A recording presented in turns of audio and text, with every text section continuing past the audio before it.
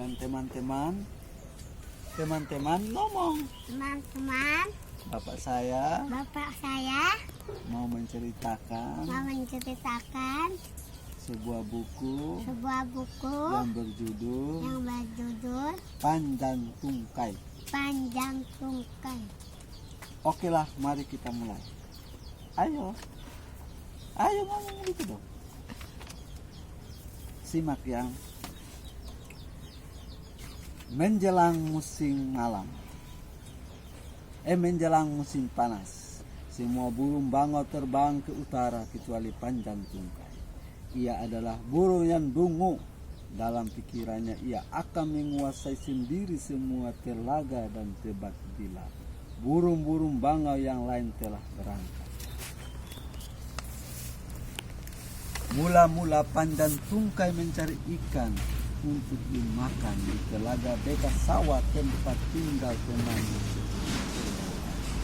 Bila tidak ada lagi ikan di telaga itu, ia akan pergi ke tebat-tebat yang lain, tetapi segera pula habis dimakannya ikan di tebat-tebat yang lain itu. Hingga akhirnya tak ada lagi ikan yang dapat ditangkapnya.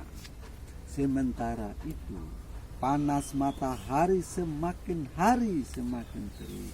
Kemudian tebat-tebat itu menjadi kering. Panjang Tungkai tak dapat menemukan air setetes pun juga untuk minum. Ia sangat haus dan lapar. Panjang Tungkai teringat akan temannya kerbau air yang mungkin tahu jalan keluar baginya. Ia membanggakan sayap dan terbang secepat ke sawah tempat kerbau air tinggal.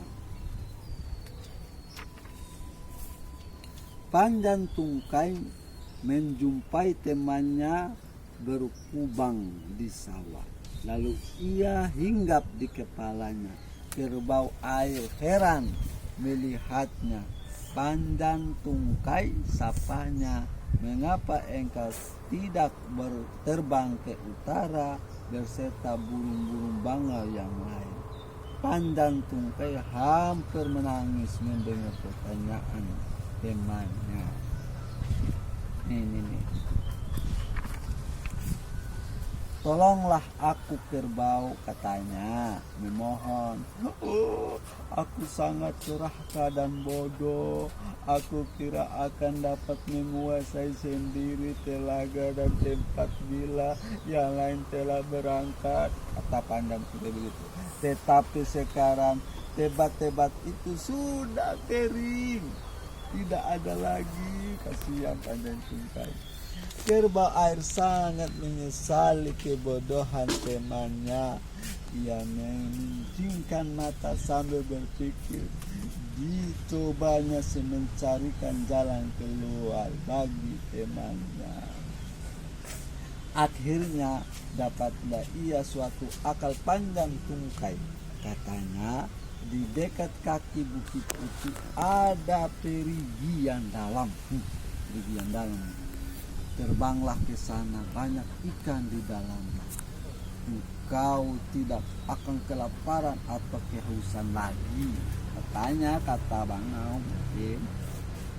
Panjang Tungkai girang bukan kepalang mendengar kabar baik itu.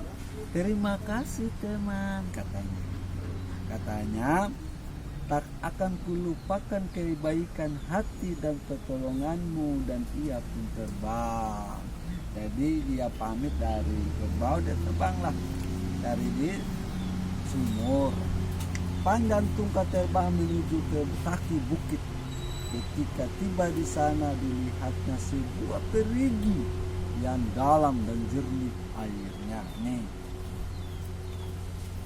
Sebuah mata air terus mencari sehingga air perigi tetap segar dan jernih. Banyak ikan berenang dalam air itu kayak yang kita tangkap ikan kemarin. Panjang Tungkai segera turun untuk menangkap ikan. Sudah beberapa hari lamanya ia tidak makan. Panjang Tungkai sudah kelaparan ini. Akhirnya dia ke perigi. Tak lama kemudian ia melihat seekor ikan naik ke permukaan air. Nih, air kan? Secepat kilat panjang tungkai menangkapnya. Tap, dengan paruh-paruhnya yang panjang dan runcing. Paruhnya panjang kan, baru runcing lagi, tajam. Ia terbang tinggal ke udara. Ia tinggi ke udara dengan membawa ikan di paruhnya. Waktu ia terbang, ikan itu berkata kepadanya, "Engkau adalah burung yang bodoh." Hah? Masa ikan berkata begitu? Katanya, "Mengapa kau tak tangkap aku yang sangat kecil untuk dimakan?" Katanya, "Kau kan kecil. Tidak kau tangkap ikan kakap yang besar dalam perigi itu. Lepaskanlah aku, nanti ku tolong engkau menangkapnya." Jadi ikan katanya, "Kamu itu bodoh." Kata ikan berkata kepada tongkang, "Kamu itu bodoh, kenapa kamu tangkap aku yang kecil, sedangkan ada ikan di dalam sumur itu, ikan kakap yang gede." Nanti kata ikan, nanti dia bantu kalau dia lepaskan dia. Itu katanya. Pandan tungkai marah. Marah benar kepada ikan yang mengejeknya bodoh. Maka dibukalah paruhnya, hendak mementak ikan itu. Tetapi pada saat ia membuka paruhnya, ikan itu pun jatuh kembali ke dalam perigi dan terus bersembunyi. Aduh, jatuh lagi ikannya. Pandan tungkai demikian kesalnya. Wah, kesal nih. Karena telah membiarkan ikan itu terlepas hingga ia tidak ingin menangkap ikan lagi. Sementara ia merajuk, terdengar seekor burung bulbul bernyanyi, "Jika engkau lapar, pergilah mencari ikan, tak usah berlagak dan bertingkah. Jika engkau tak sabar, jangan menyesal bila tak mendapat seekor." Oke, sampai di situ teman-teman. Itulah cerita buat si Hafiz Pilu untuk kedepannya, supaya dia jangan seperti Pandan Tungkai.